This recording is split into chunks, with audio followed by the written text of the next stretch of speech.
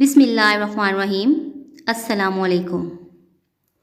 آج کی حدیث، زاہدوں کی صحبت میں رہیے۔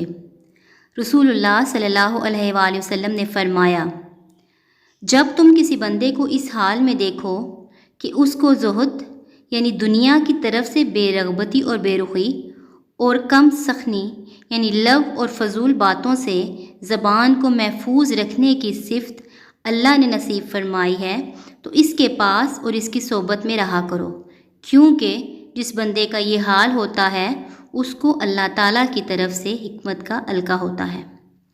بے شک شیخ سعدی کے بارے میں کہا جاتا ہے کہ جب انہیں لیلۃ القدر کی رات نصیب ہوئی تھی، انہوں نے نیک لوگوں کی صحبت مانگی تھی۔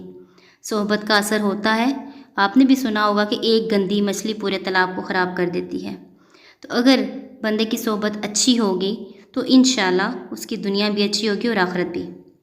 اللہ تعالیٰ کی ذات سے دعا ہے کہ اللہ تعالیٰ کی ذات آپ کو اور مجھے نیک صحبت نصیب فرمائے۔ ویڈیو اگر اچھی لگے اس کو لائک اور شیئر ضرور کر دیجیے گا، چینل کو سبسکرائب کرنا مت بھولیے گا، دعاؤں میں یاد رکھیے گا۔ اللہ تعالیٰ آپ کو مجھے ان احادیث پر عمل کرنے کی توفیق عطا فرمائے، آمین ثم آمین۔ اللہ حافظ۔